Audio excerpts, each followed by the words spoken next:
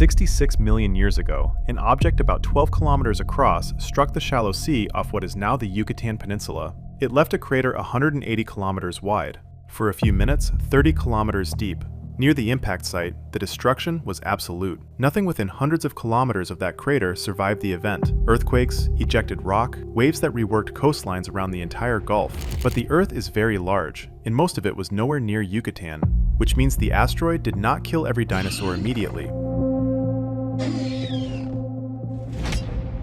Across most of the planet, animals were still alive when the dust began to settle. Still breathing, still moving, still, in every way that mattered that afternoon, fine.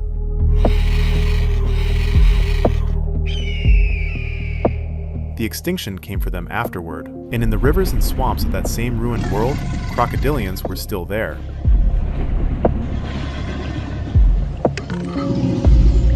Not just surviving the first day, but surviving the months and years that followed, while 3/4 of all species on Earth disappeared around them. They had one advantage that mattered immediately. A crocodile does not burn energy to keep itself warm. It can slow down, stop moving, and endure long stretches between meals at an energy cost most similarly sized birds or mammals could not match. In a normal world, that looks like a limitation. Sluggish, dependent on sunlight for warmth, unable to sustain activity. In the world that was coming, it was the difference between living and not. But that advantage only takes you so far, because needing less food is not the same as needing none. At some point, however slowly you are burning, something has to go in, and that is where the real story is. Chapter 1: The First Day. Start with what the impact actually did to the sky. The collision vaporized and pulverized enormous volumes of rock and threw it upward. Some of it clear out of the atmosphere, some of it into the stratosphere as dust so fine it could stay airborne for years. We can measure that dust. There is a boundary layer preserved in North Dakota where it settled out, and grain size analysis of those sediments has been used to build climate simulations of what followed. Those models suggest the finest particles would have remained in the atmosphere for something on the order of 15 years, and that global surface temperatures fell substantially, by as much as 15 degrees in the simulations. Scientists still debate exactly how much dust, soot, and sulfur filled the atmosphere, but nearly every model points toward the same devastating consequence. The light disappeared. Chapter 2: When the sun went out. Simulations built from that dust layer point toward a near-total suppression of photosynthesis lasting close to 2 years. 2 years in which the sunlight reaching the surface was too weak for plants to build sugar out of air. Consider what that does. It does not kill herbivores. It kills the thing herbivores eat. And then, sometime later, it kills them. And then, later still, it kills whatever was eating them. By which point that predator has spent the entire interval burning energy it cannot replace. Every ecosystem that ran on living plants was suddenly running on a battery with no way to recharge it. The timing of the collapse would not have been uniform. Different regions, different food webs, different reserves. Some animals had access to seeds, or carrion, or standing dead vegetation, and lasted longer. Some populations may have persisted for a while and then failed. But the direction was the same everywhere, and the ones with the largest energy demands were the most exposed. Here is what makes this event so strange. Nothing was outcompeting anything. There was no arms race, no superior predator, no better adapted rival. The planet had simply stopped generating energy, and every species on it was now being measured against a single question: how little can you survive on? For a warm-blooded animal, the honest answer is, not very little. Maintaining a high, stable body temperature cost energy continuously. Awake, asleep, active, resting. It is a superb strategy when food is abundant, because it buys you speed and endurance and the ability to stay active in the cold. It is a devastating one when the food stops. And this is where we need to be careful, because it is tempting to divide the ancient world neatly into warm-blooded losers and cold-blooded survivors, and the evidence does not support that. Dinosaurs were not metabolically uniform. The group was enormous and diverse, and the evidence suggests a range of metabolic strategies across it. Some lineages appear to have run hot, others considerably cooler, and for many we simply do not know. Birds, which are dinosaurs, are among the most energetically expensive animals alive. So the picture is not warm-blooded versus cold-blooded, it is expensive versus cheap, high demand versus low demand. And within that spectrum, crocodilians sat very near the cheap end. Chapter 3: The Advantage of Needing Less. A crocodile does not heat itself. Its body temperature is essentially whatever the water gives it, which means its resting energy requirement is a fraction of what a mammal or bird of the same mass would need. That is the headline, and on its own it is somewhat abstract. So here is what it means in practice. When food becomes scarce, a crocodilian's options are not limited to eating less. It can do less. It can stop moving almost entirely, settle into water, and reduce its energy expenditure toward the minimum needed to remain alive. The diving physiology is genuinely remarkable. Crocodilians have a four-chambered heart, the same basic architecture as birds and mammals, but with an additional connection between the circuits that allows blood to bypass the lungs when the animal is submerged. Flow is redirected toward the tissues that need it most. Heart rate drops considerably. Oxygen is stretched. This is not suspended animation. The animal is still alive, still spending energy, still slowly consuming its own reserves. And it is important not to overstate what this explains. Diving physiology is an adaptation for staying underwater, not a survival mechanism for global famine. It is part of a larger package: low resting demand, tolerance for inactivity, capacity to go long stretches without eating, and it is that whole package, not any single trick, that made crocodilians cheap to keep alive. Modern crocodilians can survive for months between meals, depending on their size, condition, and environment. Months is enough. Months is an enormous span of time when the alternative is an animal that must eat every few days and has nothing left to hunt. That is the whole game in a starving world, not who is strongest, who is cheapest to keep running. We cannot observe the physiology of those ancient survivors directly, but living crocodilians show us what this kind of body is capable of. So, a slow metabolism buys you time, but time is not food. Which brings us to the harder problem. Chapter 4: Eating what was left. Specialization is a bet. Every animal that depends on one narrow food source is wagering that the source will still be there tomorrow. In a stable world, that is an excellent bet. Specialists are efficient. Efficiency wins. In a collapsing world, it is a death sentence. Crocodilians never made that bet. They are, and appear always to have been, aggressively unfussy. Fish, amphibians, small reptiles, birds, mammals, invertebrates, eggs, whatever comes close enough to the water, and they will eat things that are already dead. A crocodile has no objection to carrion, and no particular need for its meal to be fresh. Now place that trait into the world we have been describing. In the aftermath of the impact, as terrestrial populations failed, there would have been carcasses, a great deal of dead animal and dead plant material, some of it washing into rivers and settling across floodplains. The supply would have been temporary and uneven, but for an animal that needed little and refused almost nothing, even temporary food could buy valuable time. And that is the problem with it. Carrion is finite. There is only so much dead world, and once it has been consumed or decomposed, it is gone. So dietary flexibility does not carry a lineage through 2 years of darkness and a decade or more of cold. It carries it through the first stretch. To survive the rest, crocodilians needed something that no amount of physiology or appetite could provide. They needed an ecosystem that was still producing food, on a planet where photosynthesis had effectively stopped, and improbably, there was one. Chapter 5: The water that kept working. Here is the most striking pattern in the entire extinction. Work on the boundary rocks of eastern Montana, the Hell Creek Formation, among the best studied sections of this age anywhere on Earth, compared what happened to land-dwelling vertebrates against what happened to freshwater ones. Land-dwelling vertebrate species suffered losses well above 50%. Freshwater species, in the same rocks, at the same moment, lost roughly 10. The same asteroid, the same darkness, the same cold. A 5-fold difference in who died, and the thing that predicted survival was not size, or speed, or intelligence. It was whether you lived in the water. That difference demands an explanation. And the explanation is about where energy comes from. A forest runs on sunlight arriving today. Sun strikes leaf, leaf makes sugar, herbivore eats leaf, predator eats herbivore. Every link in that chain depends on light in the present tense. Remove the light, and the entire structure fails within a season or two. A river does not work that way.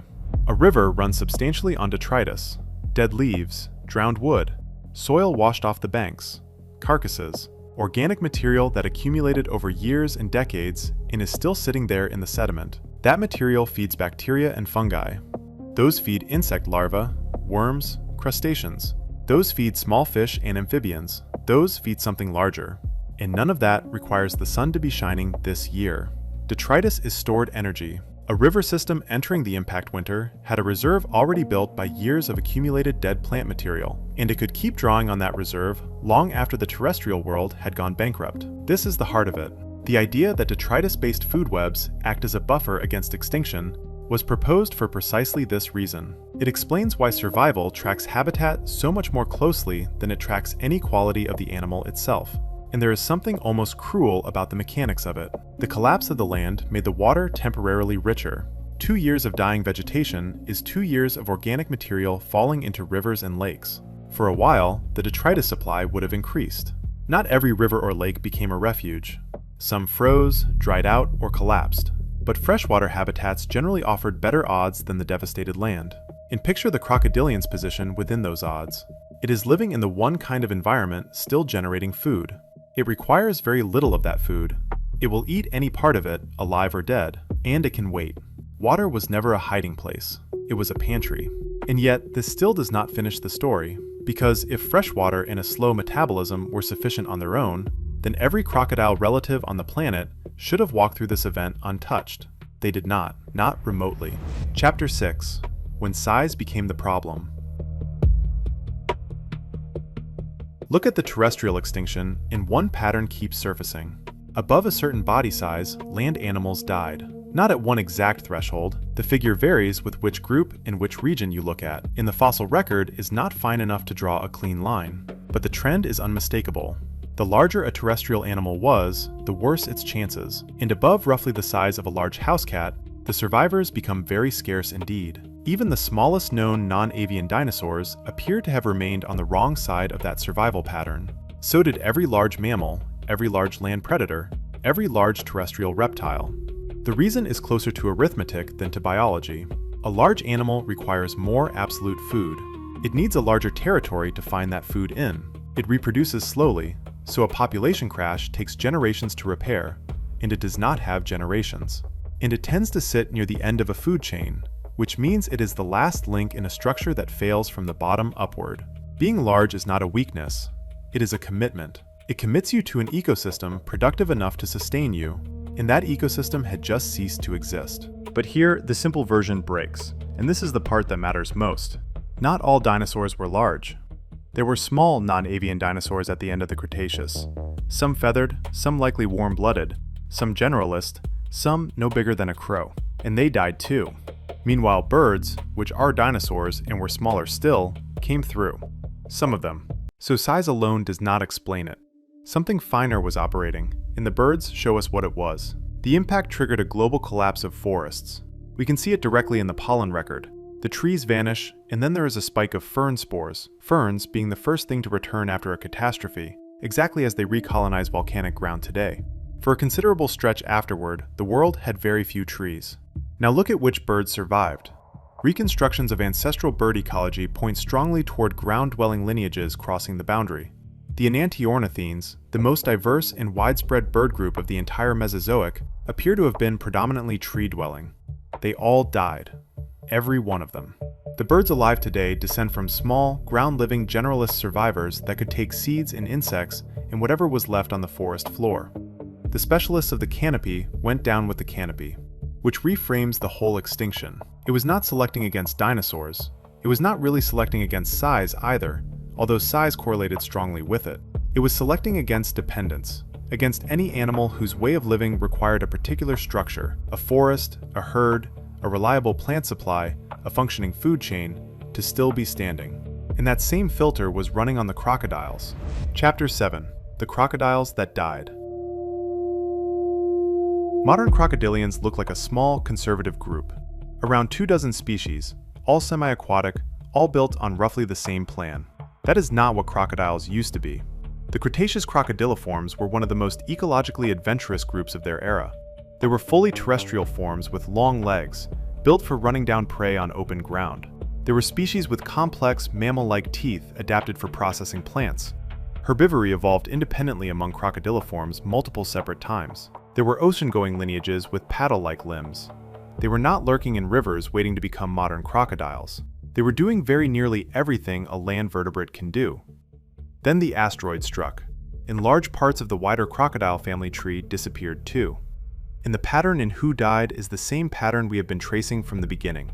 Large-bodied crocodiliforms were hit especially hard, and almost none made it across the boundary. The terrestrial specialists were very nearly eliminated. One group, the cephasids of South America, persisted, and their survival is unusual enough that paleontologists are still describing new material from the earliest Paleocene to work out how they managed it. But they were the exception. Nearly every crocodiliform that had committed to life on land, or to great size, or to a specialized diet, went down with the world it was built for. What came through was a narrow slice, small to moderate in size, semi-aquatic, generalist, able to use fresh water. What survived was not crocodiles. It was one particular way of being a crocodile, and it happened to be the one that matched the conditions. That is worth sitting with, because it dismantles the story usually told about this animal. Crocodilians are often called living fossils, unchanged survivors from the age of dinosaurs, dragged forward into the present. That phrase does real damage to the truth. The group was not unchanged. It was cut back, severely, and modern crocodilians descend from the branch that happened to be left, a branch that has continued evolving for 66 million years since. They are not what crocodiles were. They are what was still standing. Chapter 8. What extinction actually selects. So put the whole thing together. Not one trait. It was never one trait. Being in or near water when the surface world became lethal. A body that cost very little to run when there was almost nothing to run it on. The ability to stop, to reduce activity toward nothing and simply wait. A diet with no requirements, at a moment when the only surplus was the dead. A freshwater system still living off stored organic material when every sunlit food chain had failed. A body size below the range that removed everything above it.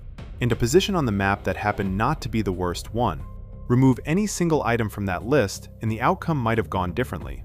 The lineages that had all of them came through. The lineages that had most of them, but not all, did not. That is what makes this event so clarifying, and so uncomfortable. We tend to assume extinction is a test of quality, that the strong endure and the weak are removed, and that survival is a verdict on how good an animal was. 66 million years ago, that is not what happened. The animals that died were, by any ordinary measure, magnificent. Fast, powerful, sophisticated, superbly adapted. That was the problem. They were adapted to something, to a warm, productive, sunlit world of dense forests and abundant plants and stable food chains. Their excellence was an investment in conditions that stopped existing.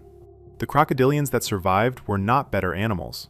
In a functioning ecosystem, several of the traits that saved them read as disadvantages: slow, dependent on external warmth, unable to sustain long activity. They were simply built in a way that assumed less about the world. The asteroid did not choose crocodiles over dinosaurs. It ended the world both groups had been shaped by, and most of the crocodile family ended with it. What crossed the boundary was a handful of lineages that needed almost nothing, refused almost nothing, and could wait longer than the darkness lasted. They didn't win. They were simply the ones that could keep going after the old world stopped.